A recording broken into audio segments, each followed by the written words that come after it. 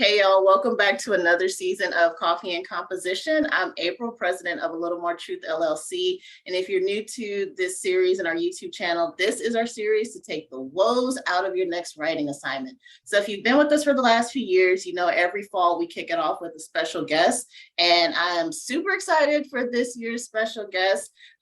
We are going to be kicking us off with what we'll be discussing for the rest of the season, which is arguments. And this special guest is my all-time legal advisor, favorite editor, even though I don't like all his red marks all the time. This is my father and lawyer out of Dallas, Texas, Mr. Kenneth Walker. So welcome, Daddy, to Coffee and Composition. Why don't you tell everyone a little bit about yourself? First of all, thank you for the privilege of being here and being a guest. Yeah. I am looking forward to our discussion today. And in terms of a little bit about myself, as you said, I'm a lawyer. I've been practicing law in the Dallas Metroplex for 35 years, ever since I graduated from Harvard Law School. And I'm a very, very proud father of an entrepreneur, April Sojourner Truth Walker. That's me, y'all. That's me, in case you didn't know. All right. So thank you for telling us a little bit about yourself. Before we get started, we all know that we like to grab our coffees. And so today I have my latte in my little special glass that I got from the Tiverton Bake Shop out of Ovilla, Texas. So if you're in Texas on the south side of Dallas, you should definitely try them out because they got really good treats and really cute cups. So that's my coffee for this session. It's a salted caramel coffee from Sprouts. So it's just real basic coffee. It looks fancier than it is. Daddy, what kind of coffee do you have for us today for your arguments? I have in my UNT School of Law cup. Hold it up a little bit more. Okay, where my UNT Dallas School of Law cup, where I have mentored law students, have in my cup coffee from one of my favorite places in Dallas, Chocolate Secret. Yeah. And it's chocolate flavored coffee. It's delicious. Chocolate Secret. It's good coffee. I've smelled it when I visited and it smells really good. So I can't wait to come back to Dallas and get me a bag of it and try it out. And we'll have to go to Chocolate Secrets together and not talk about arguments when we go to Chocolate Secrets. No, we won't. All right. And if you're in the Dallas area, you should definitely check out Chocolate Secrets. It's a very wonderful place to just relax, get some chocolate, some wine, some coffee and desserts, and just have a good time. Yeah. All right. My first question for you today is, and I'm just going to be looking down at my notes. In your line of work, how do you define an argument? A legal argument. It is a statement that's intended to persuade some other party, a court, opposing counsel, and opposing party, that your view of the law, the facts, or both is actually correct. So, for example, if I'm talking about a breach of contract, I'm trying to take the law, the facts, the reasoning, put it in as strong a form as possible to persuade my target audience that my view of those things is correct.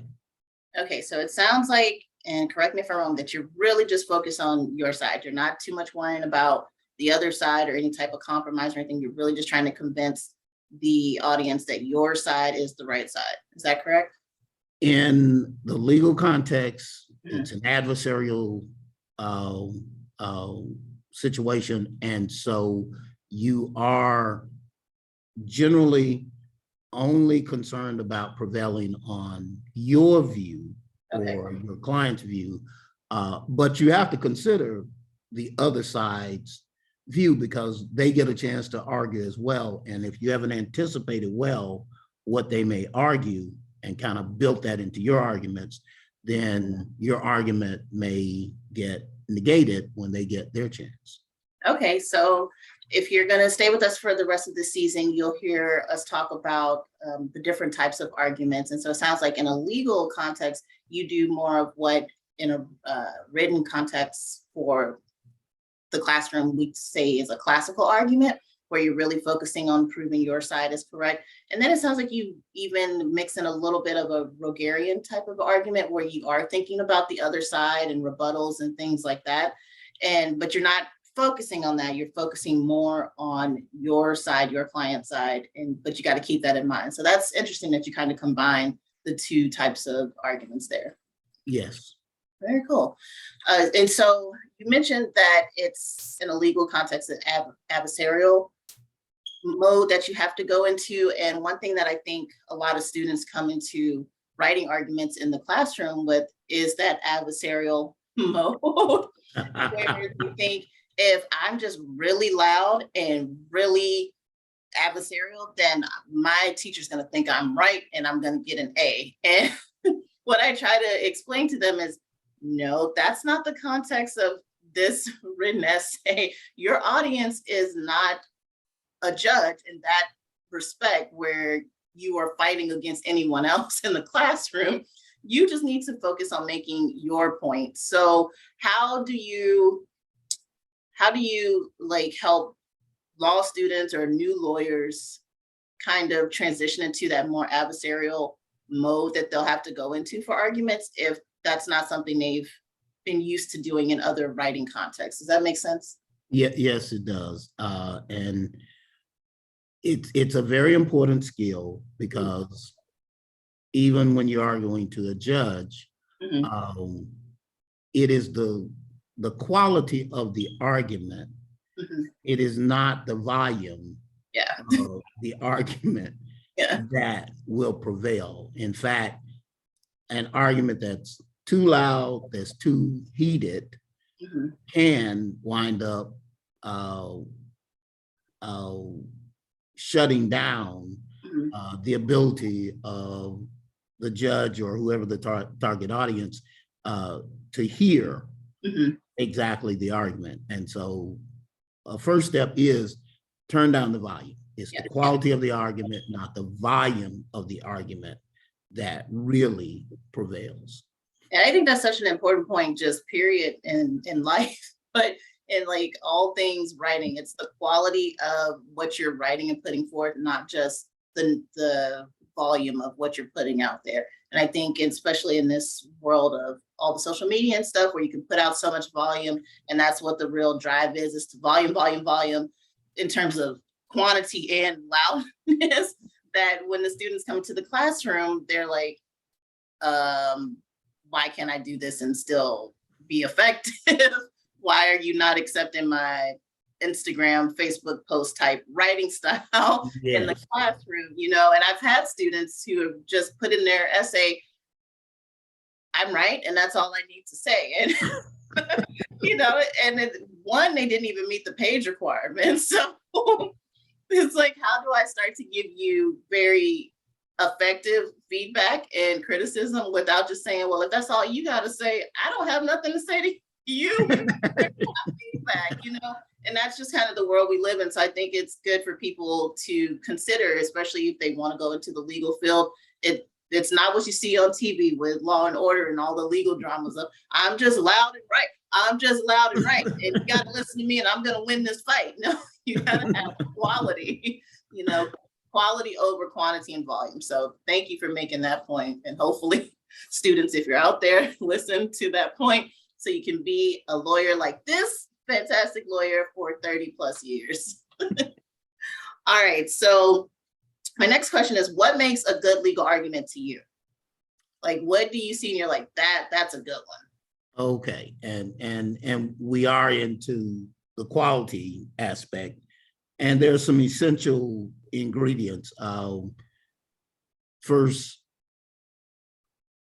be clear, be concise, and effectively present the facts the law and the reasoning that support your argument. Okay. Clear, concise, present the facts that communicate your reasoning behind your argument. Mm-hmm. Well, I'm kind of seeing, which is funny to me, where my teaching style as a writer is originating from, because I, in all my comments to my students, I'm always like, clear and concise, be clear and concise, be clear Yes. and concise. And it's a challenge for students because they, again, volume is just put more words on the page, so you're not being concise, and then you're losing a lot of your clarity because your argument is getting lost, your facts are getting lost in the jumble of words that you're putting onto the page. And so, yeah, it's just kind of fun to see the origins of my own teaching writing journey coming from you and a legal perspective, but taking it into a writing classroom and a creative writing classroom. So Yes. clear and concise, you can never go wrong with those two things. And No. yeah, No. present those facts. Don't just give opinions. That's the other thing I see students struggle with is that's an opinion. It could be turned into a fact if you did some research to back up your, claim and your opinion. But right now, just putting it out there without any type of research or evidence, you're just relying on pathos, which is a part of the rhetorical triangle. You're relying on those emotions without giving any type of ethos and credibility. And sometimes you just completely neglect logos and logic and just go straight for the emotions. And again, that's volume without quality. So Yes. thank you for pointing that out. All right, so do you have any tips for drafting arguments? Like, do you create outlines, any things like that? Yes. First, do whatever research or background review or reading you need to do. That's number one, so that you know your subject area. Number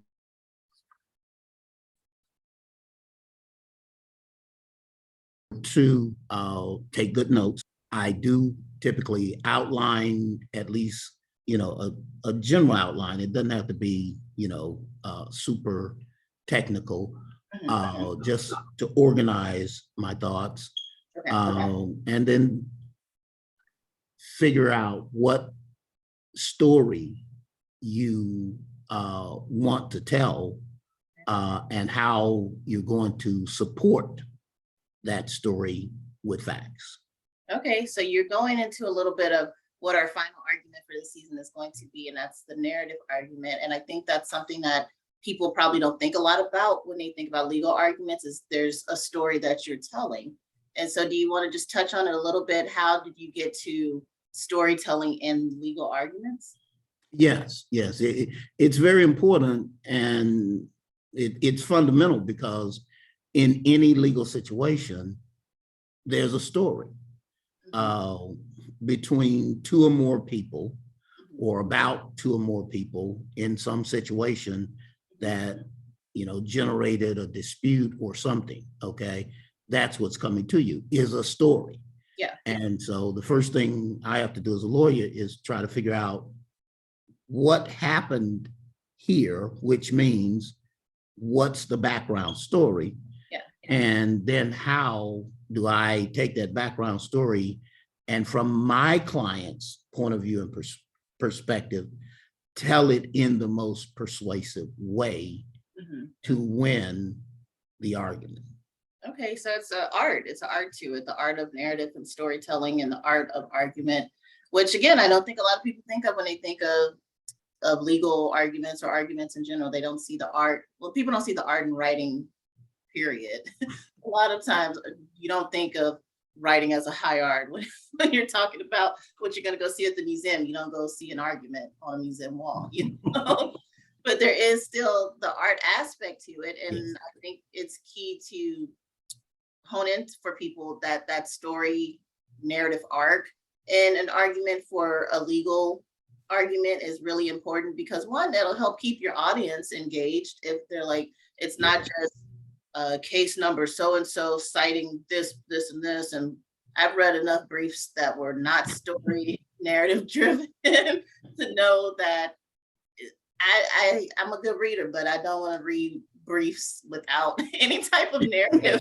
in them. And so I think that sets people apart, especially if they want to go into the legal field of, hey, I'm telling a story, I'm creating this art piece. I'm not just presenting an argument to win and be loud, you know. So No, no. I think a lot more people would be interested in law if they thought about it that way, you know? Yeah, possibly. I don't know if they make it through law school because the briefs that they'd have to read wouldn't be framed that way. So maybe you got to give them a dose of both worlds. Like, guys, it's gonna be, you know, it's gonna be tough getting through it. But once you get through and you have the credentials, you too can create art in your arguments in the legal world.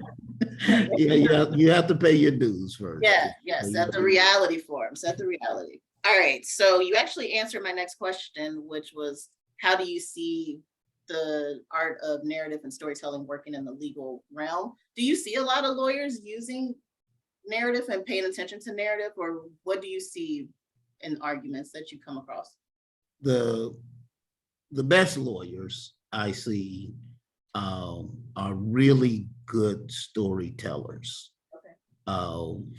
They effectively use storytelling in their arguments to make their points, because stories are kind of like word pictures. Yeah. And so it's like they say a picture's worth 1,000 words. A story is worth 1,000 arguments. You know, you need to put that on a shirt. Story. Yeah, maybe so. I like it. You can like sell it at law schools and be like, some stories worth 1,000 arguments. I would buy one.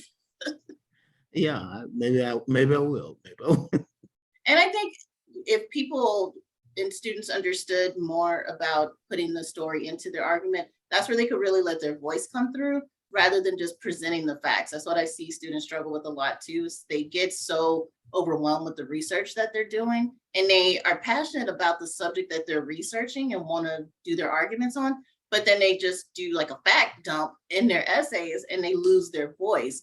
And so I think if they had that kind of framing, like I just read a student's essay who kind of set up the once upon a time of their argument in their intro, and I was like, this is really great. But then they kind of kept that thread going through and lost the strength of their argument. And so I'm going to have to work with that student to say, okay, this is how you build your strong thesis to support your argument and keep the voice with the diction and the images that you're having in the introduction, to have the story thread run through along with the argument. And that's going to make a really strong and powerful argument. And I'm looking forward to reading it, you know? So yes, I think it could help a lot more people find their voice and keep their voice within their writing and not struggle so much with trying to sound like some other lawyer or some other writer, you know?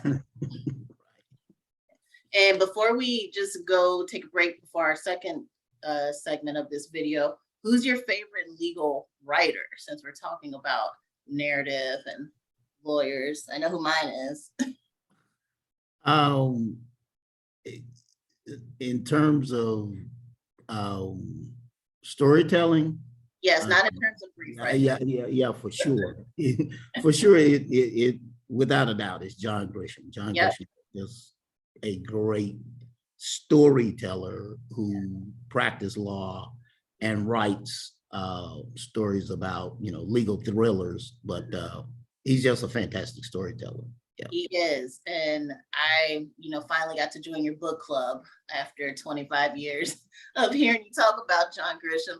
And when I finally got to read him, I was just blown away. I was like, why do lawyers get to be such great writers too? That's just wrong. Like, that's just wrong. But he's a fantastic storyteller. And to take legal terms and legal concepts and put it into narrative and keep you enthralled is just fantastic. Another person that she's written a few, but I just read her latest book, is Stacey Abrams, and she has her legal thriller While Justice Sleeps. And it's really, really good. So I look forward to reading that. Yeah, it's a really good one. So we're going to take a break and then we'll come back and finish up our segment. Okay.